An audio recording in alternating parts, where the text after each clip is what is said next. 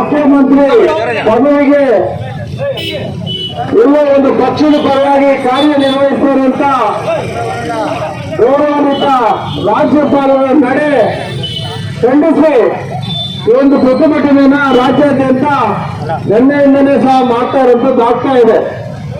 ಈ ಒಂದು ಪ್ರತಿಭಟನೆ ನಮ್ಮಗಳ ಜವಾಬ್ದಾರಿ, ನಮ್ಮ ಹಕ್ಕು.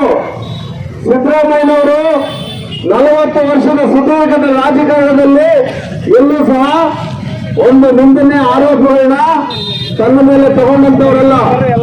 ಅವರ ಸಾರ್ವಜನಿಕರ ಬದುಕಿಗೆ ಅವರ ಜೀವನನ ಮುಡುಪಾಗಿಟ್ಟಂತ ಒಬ್ಬ ಹಿಂದುಳಿದ ವರ್ಗದ ನಾಯಕ, ಒಬ್ಬ ಮುಖ್ಯಮಂತ್ರಿ ಈ ರಾಜ್ಯದಲ್ಲಿ ದೇವರಾಜ ಅರಸು ನಂತರ ಯಾರಾದ್ರೂ ಇದ್ರೆ ಅದು ಸಿದ್ದರಾಮಯ್ಯನವರು ಅಂತೇಳಿ ತಮ್ಮ ಮುಖೇನ ಇವತ್ತು ತಿಳಿಸಲಿಕ್ಕೆ ಇಷ್ಟಪಡ್ತೀವಿ.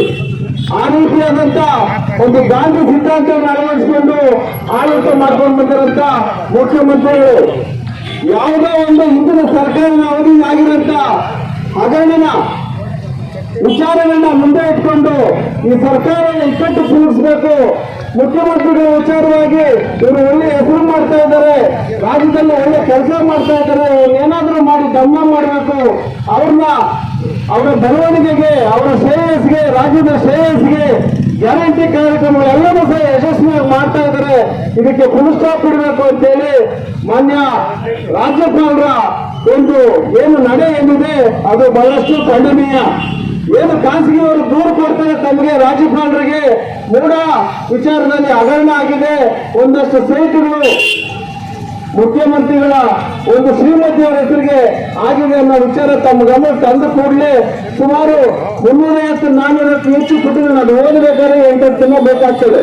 ಅದಕ್ಕೆ ನಾವು ಟೆಕ್ನಿಕಲ್ ಮಾಹಿತಿ ತಗೊಬೇಕನ್ನೋ ಒಂದು 10 ದಿನ ಬೇಕಾಗ್ತದೆ.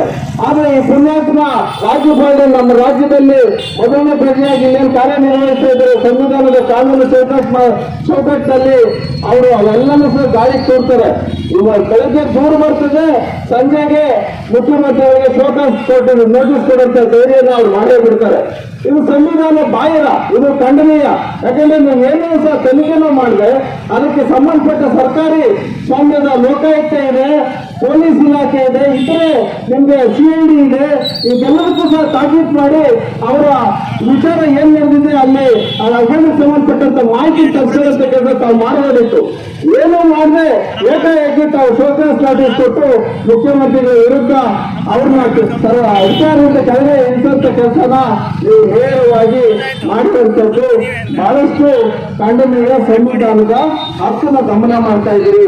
ಇದನ್ನ ರಾಜ್ಯದ ಮೇಲೆ ಸಂಪೂರ್ಣ ಕನ್ನಡಿಗರು ಸಹಿಸೋದಿಲ್ಲ.